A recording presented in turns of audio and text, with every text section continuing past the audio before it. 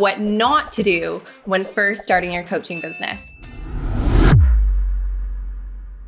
Hello everyone and welcome back to the Coaching Masters channel. If you are looking to start your own freedom-based business, then make sure you hit the subscribe button so you never miss some of the top coaching content that we have for you guys. So I'm going to tell you exactly what not to do so that instead you can do the opposite. You can thrive, and you can actually get some clients. Number 1.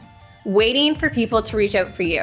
When you're first starting your business, we really just want to start. We want clients now. We want the business now. We want to be making money now. A lot of the time, people can tend to wait for people to come to them. If you're waiting for people to come to you before you start your business, you could be waiting a very long time. It's going to be a slow process, and a lot of people just don't reach out right away. Yes, some people might even be interested, but they just may not have that push or drive to actually reach out and connect with you. I have heard this time and time again where people say, I'm posting regularly, I'm putting the content out there. Why am I not getting any clients? And I go, okay, so how many people have you actually reached out to?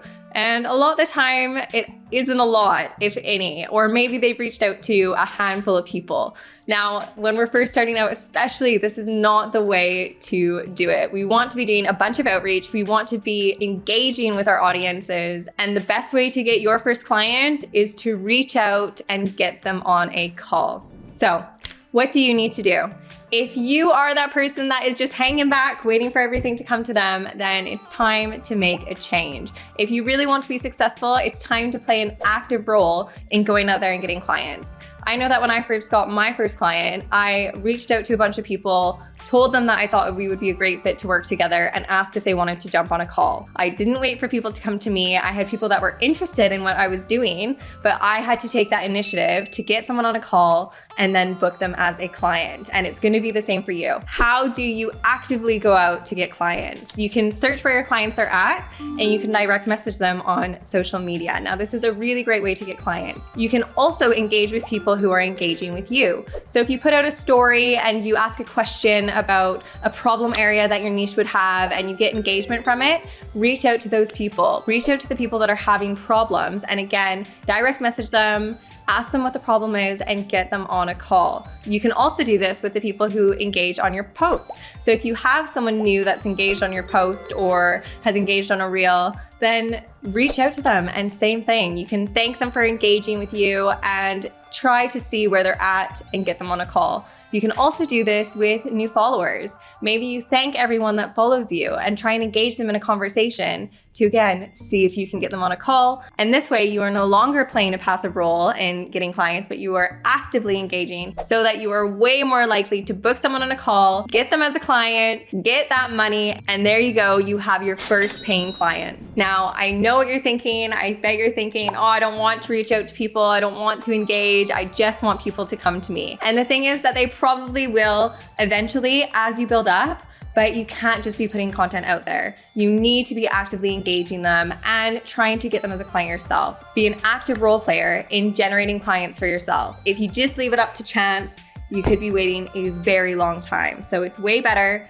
Take that active role. No matter how uncomfortable it may be at first, it's going to get easier as you go. And this way you are guaranteed to get some clients, because the more people you reach out to, the more people you engage, the more people you get on calls, the more people are going to say yes to your business. Getting clients is a numbers game. So the more people that you actively engage, the better. Now, the second mistake that people tend to make when first starting the business is failing to make a plan. We need to have a plan when we are creating a business. Things just don't happen. Yes, you may get lucky and you may get a client or two, but if you really want to grow and scale, then you need a plan that is going to be able to get you there. So when you're putting out content, make sure that everything is in line with your niche. There is a reason for something that you're putting out. You don't want it to just be something random here and something else here, and a bit of mindset and a bit of health and a bit of well-being and a bit of this and that and this and that. It's just going to be really unclear messaging if you're doing it this way. So you want to have a clear message,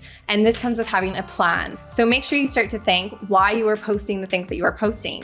This can be really good if we have a plan in advance as well. So instead of just creating content on the day and daily, create a plan in advance so that you know why you're doing the things that you're doing, so that you actually start to have clear messaging, so that then people will start engaging and come to you and you can really develop that niche. If you don't have a plan, a lot of the time messaging is unclear and you're just not going to get your ideal clients or anyone because they don't actually know who they are buying from. People want to know that you are the person they can turn to. So if you're over here and you're over here and you're over here and you're over there, then they're just not going to know, and they're not going to know that you are the person that is going to help them. Because if you're a bit of everything, then they're just going to go to somebody else who has a clear message, who they know this person is really good at business. This is a business coach and they're going to help me scale to my first 10K or whatever it is. So that person there will have a clear message and they're going to go to that person, instead of if you are just marketing on business, but you've got a little bit of everything else, the messaging just isn't going to be clear and they're not going to go with you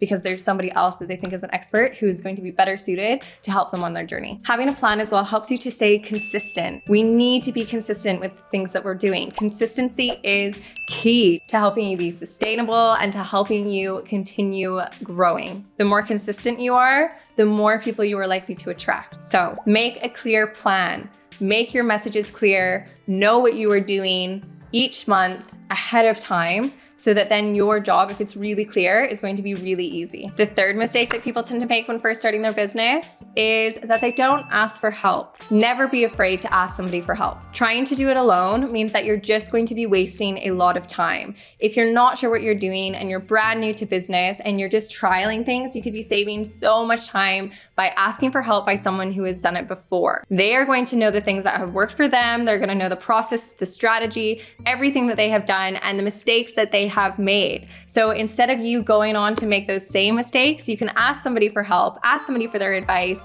ask someone who has been there before, and they can tell you, these are the things that have worked for me, these are the things that I'm currently doing, these are the things I would advise you to do, and these are the things that I would not advise you to do. And that is going to save you so much time by just simple trial and error and uncertainty. And there is a lot of that when you're first starting your business. If you don't have the business skills or any business sense, this is something you can absolutely learn, but you're going to learn it a lot quicker by asking others for help. There is absolutely no shame in asking for help. When I first started, I hired a business coach because I didn't know what I was doing, and that really helped me to excel and to accelerate my growth. A lot of the time, if we don't ask for help, we're just going to be wasting a lot of time on activities that aren't actually going to help the business grow. There are a bunch of things that we can do that can feel productive, but are not as productive as other things. For example, posting on social media. This is important. We definitely want to be doing this, but if this is all we're doing, like I said, we're just going to be wasting a lot of time. Even though we can feel productive,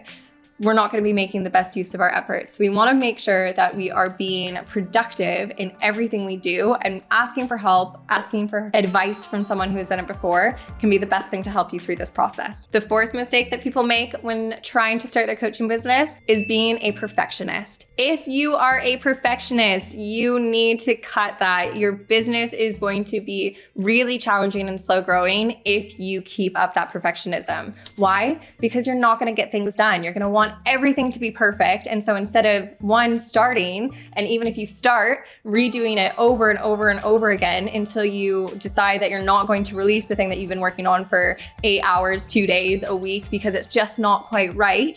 You could have just done it in an hour and released it and have it done, out of the way, on to the next. Imperfect action is your best friend when you're first starting a business. We just want to keep going. That imperfect action is going to get us so far, because then we're actually taking the steps in the right direction. Steps in the right direction are better than no steps at all. Steps in the wrong direction are better than no steps at all. Why? Because we're going to actually figure out that with those mistakes, we're going to find the right way of doing something after. So it's going to be way more valuable to take that step to do something, whether it is the step that is going to help you grow or not. It's still going to get results. I have done so much in my past with imperfect action of releasing videos and contents and writing things that I didn't think were perfect, things that were a little bit cringeworthy to me, things that I didn't really, want to post out there, but I just thought action is better than no action. So I posted it, and those posts that I did helped me to where I am today. If you look at where you are now, this is a direct influence of the things that you have done 6 months ago,